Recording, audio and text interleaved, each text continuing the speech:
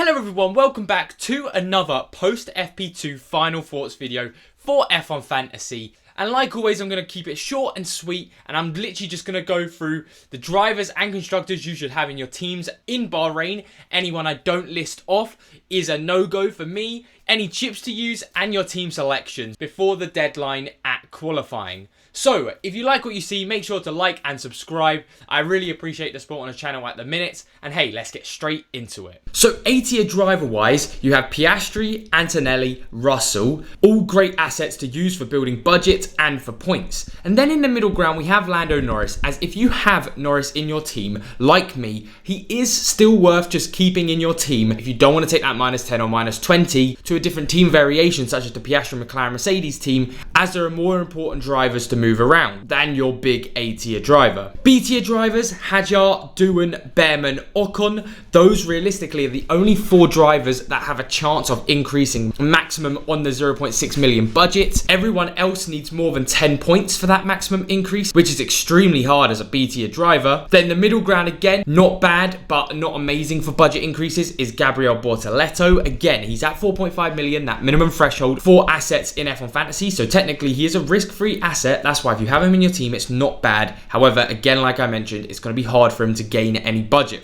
Then moving into the constructors, A-tier wise, it really is only McLaren and Mercedes. Again, middle ground of Red Bull if you want a differential, but let's get real. I still haven't seen anything too crazy from Red Bull to switch off from the McLaren and Mercedes builds.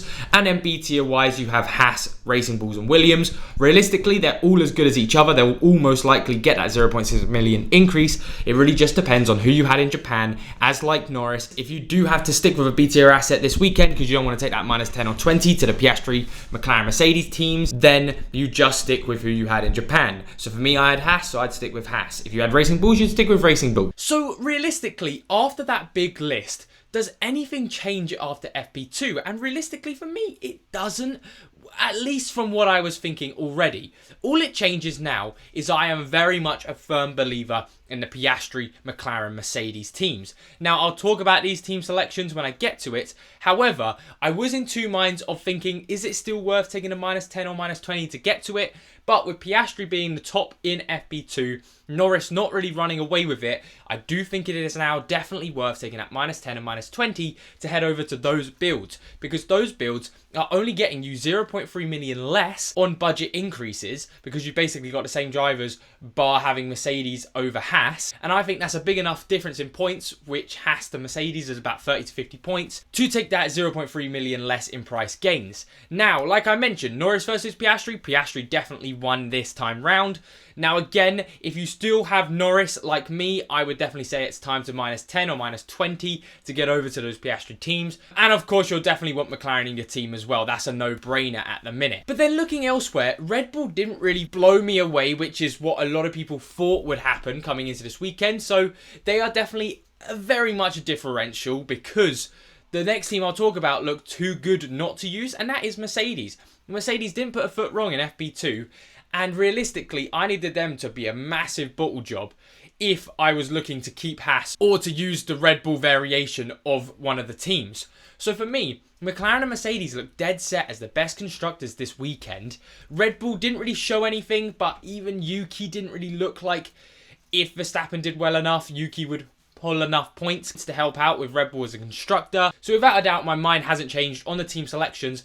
And sadly this season, like I sort of mentioned with the B-tier drivers all the time, is it doesn't really matter how many points they score. It's all about just bringing in the ones that are going to increase your budget for now so that we can obviously improve them later down the line. But that is everything from FP2. So now let's talk about the chips. And realistically, no sprint race weekend, no rain on the forecast means there are no chips to be used. Now, if you still have your wildcard after the craziness that was the first 3 Formula 1 races, then I would recommend using your wildcard if you are -20 away from the Piastri, McLaren, Mercedes teams to get them in.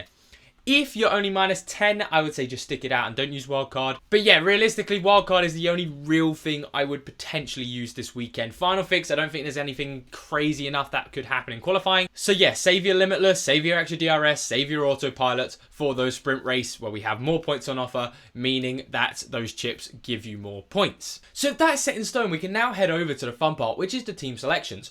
And I've mentioned it a little bit before, but haven't deep dived into it. The Piastri McLaren Mercedes build. What is this team? Now, this is the team heading into Bahrain that looks like the new meta. It's only getting, potentially, if everything goes right, 0.3 million less in increases in the budget, and will most likely get you around 30 to 50 points more on a usual weekend. And that is because you keep Piastri as your A-tier driver, which a lot of people have. McLaren, Mercedes, they are both basically guaranteed increases in their budget, plus they look like the best two constructor assets in the game right now. And then all four drivers, Ocon, Behrman, Hadjar, and Doohan, all of the drivers most likely to go up 0.6 million increase compared to anyone else in the game. Now, here's where it gets interesting, because realistically for me, if you can't afford this basic template of Piastri, McLaren, Mercedes, then realistically, I would say you'd probably need to build a little bit more budget just to be a little bit safer and miss out on that extra 30 to 50 points this weekend. However, if you don't have the 103.5 million it costs for the Piastri McLaren Mercedes team and you still want to bring it in, well, there are 3 different variations, and it's just basically bringing in Bortoleto for each driver. So if you take Ocon out for Bortoleto, it costs 99.3. Take Behrman out for Bortoleto and 100.7. And if you take out Doohan for Bortoleto, it's 102.6. So this team does kind of work for everyone. It's just one of those things where if you don't have a great budget of realistically over 104 million, you're going to struggle a bit later down the line, and you really want to be focusing on maxing out that budget for the next few races, even coming up to Miami, for then to use the Limitless, and then all of that jazz works combined. And Team 2 is pretty straightforward as well. This is the team I was just talking about, and this is the maximum budget. So this is basically every single asset go up the maximum increase the most likely. So it's got Piastri, Hadjar, Ocon, Behrman, Doohan, McLaren, and Haas. Now, when I talk about Haas, just remember, this team is based off your Japan. So if I was to run this team, there's also a variation with Norris, which would cost me 95.5, which is most likely the team I would have run if I didn't use the Piastri Mercedes McLaren build. But each and every variation applies for a different team. So you can have this team either with Piastri and Norris with Racing Bulls, and the same applies. You can have either Piastri or Norris with Williams as well. It really is just trying to maximize 1 or 2, potentially 3 more weeks of budget building, and then going to where everyone's trying to get to. However, again, like I mentioned, after seeing all of those practice results, it realistically would be Piastri the one you'd want to be there. And if you're like me and you've got Norris, that would mean I'd just realistically take that -10 or -20 to then bring it over to the McLaren Mercedes as well as the Piastri. And then finally, for one differential, as I like to give a differential in these videos, if you want to play it a little bit different and you really do believe in that Red Bull pace, even though they didn't really show it in practice, and you're like, hey, okay, I know Red Bull are going to come back, I'm not too confident on it. However, if you have 105.6, you can do something like that. And it's basically the exact same team with Piastri, McLaren, and Mercedes, but take out Mercedes and put Red Bull. So you can see why I'm in two minds about it, because I really don't believe that you can trust Yuki to help enough to get Verstappen the points to make Red Bull a viable asset compared to the Mercedes. Bog standard, they will definitely both be in the top 8.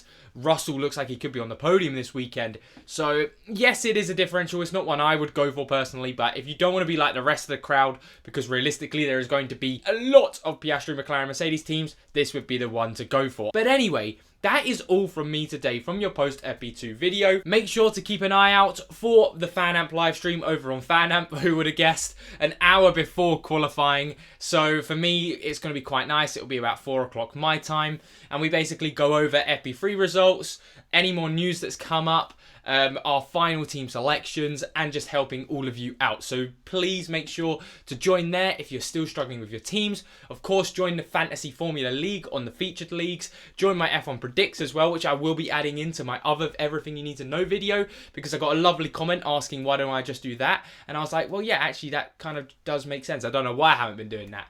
But anyway, like always, thank you all so much for watching. This video is going to be pretty rushed on the editing because basically I'm just trying to get it out before I go to bed. But anyway, thank you all so much for watching. I'll see you all tomorrow. Take care and have a good one.